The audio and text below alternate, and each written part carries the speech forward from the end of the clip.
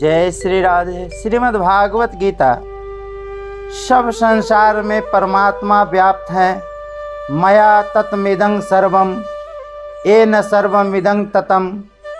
सब संसार परमात्मा में है। मयि सर्वमिदं प्रोक्तम। सब कुछ परमात्मा ही है। वासुदेवः सर्वम। सब संसार परमात्मा का है। अहं हि सर्वयज्ञानां भोक्ता च प्रभुरेव च। भोक्तारं यज्ञतपसां सर्वलोक महेश्वरम। इस प्रकार गीता में भगवान के तरह तरह के वचन आते हैं। इन सब का सामंजस्य कैसे हो, सबकी संगति कैसे बैठे, इस पर विचार किया जाता है। संसार में परमात्मा प्राप्ति के लिए, अपने कल्याण के लिए साधन करने वाले जितने भी साधक हैं, वे सभी संसार से छूटना चाहते हैं और परमात्मा को प्राप्त करना चाहते हैं। कारण कि संसार के साथ संबंध रखने से सदा रहने वाली शांति और सुख नहीं मिल सकता। प्रत्युत सदा अशांति और दुख ही मिलता रहता है। ऐसा मनुष्यों का प्रत्यक्ष अनुभव है। परमात्मा अनंत आनंद के स्वरूप हैं। वहाँ दुख कलेश भी नहीं है, ऐसा शास्त्रों का कथन है और संतों का अनुभव है। अब यह विचार करना है कि साधक को संसार तो प्रत्यक्ष रूप से दिखता है और परमात्मा को वह केवल मानता है, क्योंकि परमात्मा प्रत्यक्ष दिखते नहीं।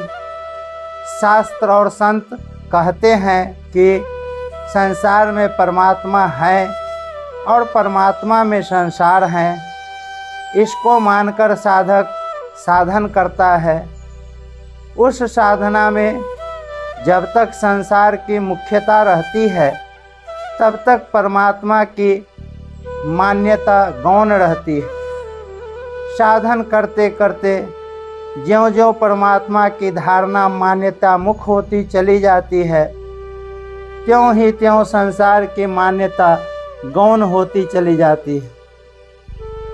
परमात्मा की धारणा सर्वथा मुख्य होने पर साधक को यह स्पष्ट दिखने लग जाता है कि संसार पहले नहीं था और फिर बाद में नहीं रहेगा, तथा वर्तमान में जो है रूप से दिखता है, वह भी प्रति क्षण अभाव में जा रहा है।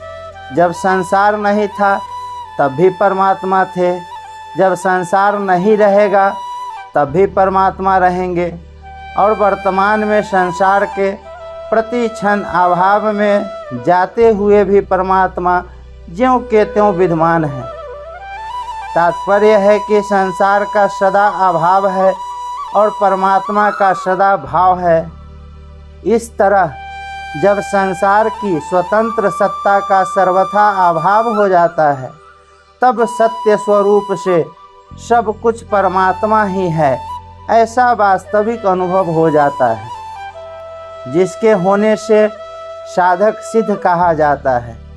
कारण कि संसार में परमात्मा हैं और परमात्मा में संसार हैं, ऐसी मान्यता संसार की सत्ता मानने से ही होती है, और संसार की सत्ता साधक के राग के कारण ही दिखती है।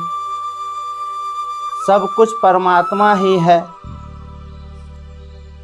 सदा रहने वाली शांति और अनंत सुख मिले, इस जिसमें अशांति और दुख का लेश भी न हो, ऐसा विचार करने वाले साधक होते हैं।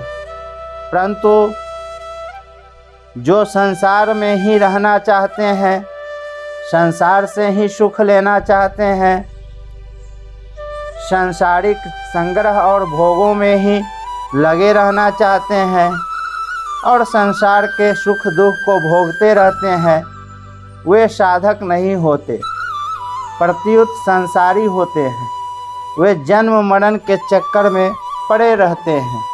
सत और असत सब परमात्मा ही है।